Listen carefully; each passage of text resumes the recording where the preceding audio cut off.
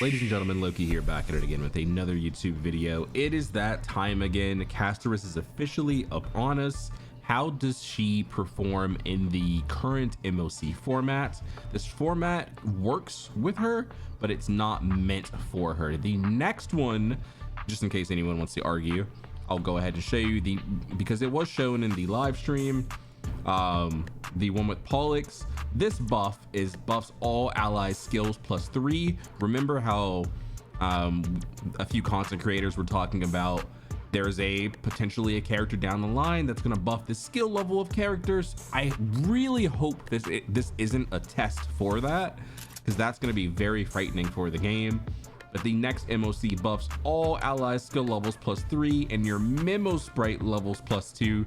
That's going to be a bigger buff to Castorice than the HP buff in the current MOC that we have now.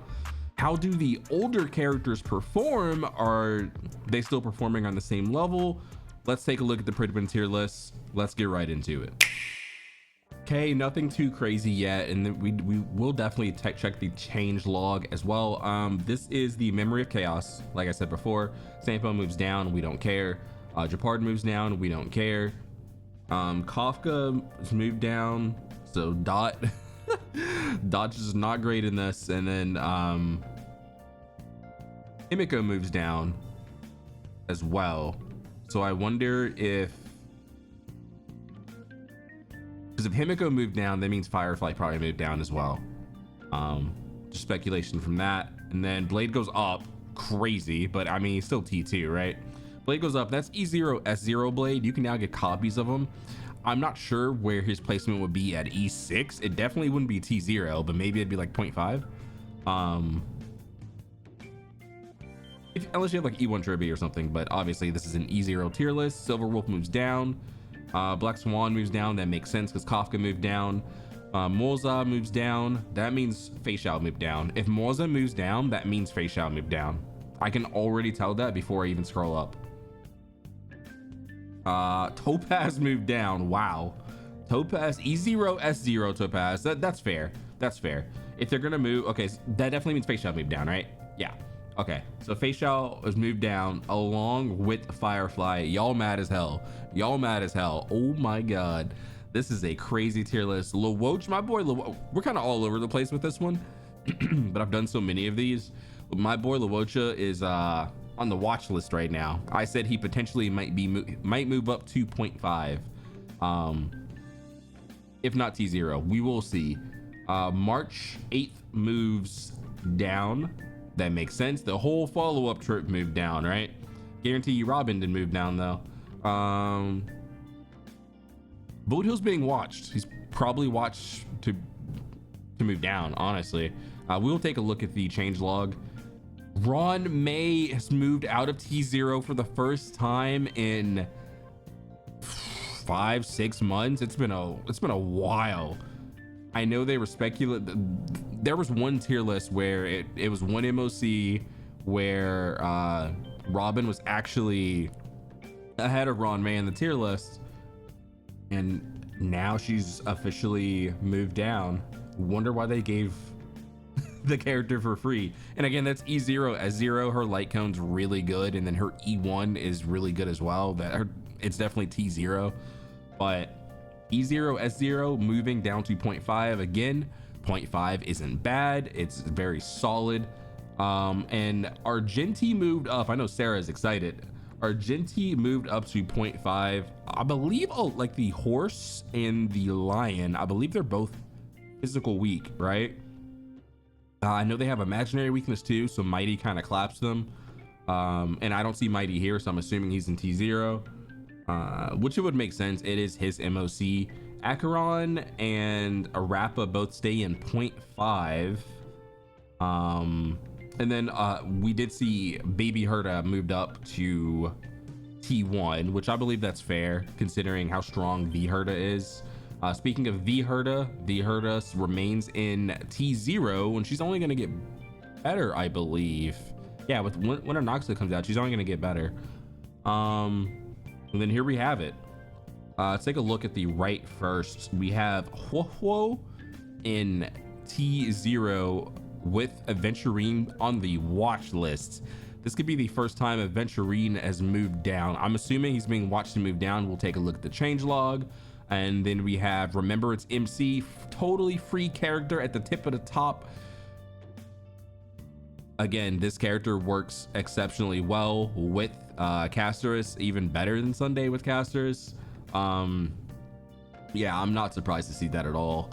Sunday, still extremely solid. Robin, still extremely solid. Yeah, the advance is just, it's just too solid. When, like, Break is definitely, we're definitely moving away from Break, and then Lynx just stays up here because she can be used on the Herta teams as well. Like when I was running my Lynxia on the Herta team, give her an energy rope, give her that light cone that gives you like 16 energy to like a random ally, call it a day, and she'll proc like your trippy follow-up attacks like crazy, which is going to battery your Herta, and it works beautifully. But Hyacine's going to fix all that apparently.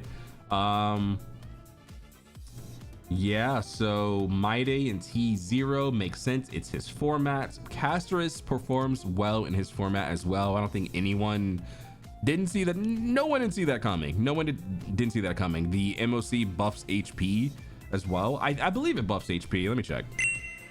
So yeah, we were right. 30% HP boost. That's like basically a Castorice light cone. I think that's what our light cone does. That's actually insane. And then obviously you get a bunch of hits, and at the end you get a big true damage pop, right? So while it is a great MOC buff, I think it does pale in comparison to the next MOC for Castorice. So eliminate that argument. And then this right here, basically Fei Xiao, Firefly, they're suffering in a post 3.0 world where AoE counters and unbelievably tanky elite enemies are like it's very difficult for them to take out these super tanky enemies. ZZZ had their thing yesterday where they, within year 1 of the game, this is year 2 HSR, within year 1 of ZZZ, they announced, hey, every single one of our characters are special to us, and we want to give them as much longevity as possible. I would love to see HSR do that. Now with these characters that are getting buffed in the future, because if they continue to go down this scenario, we're gonna see Firefly and Fei Xiao in the same position as like Blade was in, right? Or as Blade is in right now. Are these characters gonna get buffs when that happens? I don't know, we'll see. Huohuo, commonly used with the 2 powerhouses, Aglaya, Herta, great for energy, fantastic.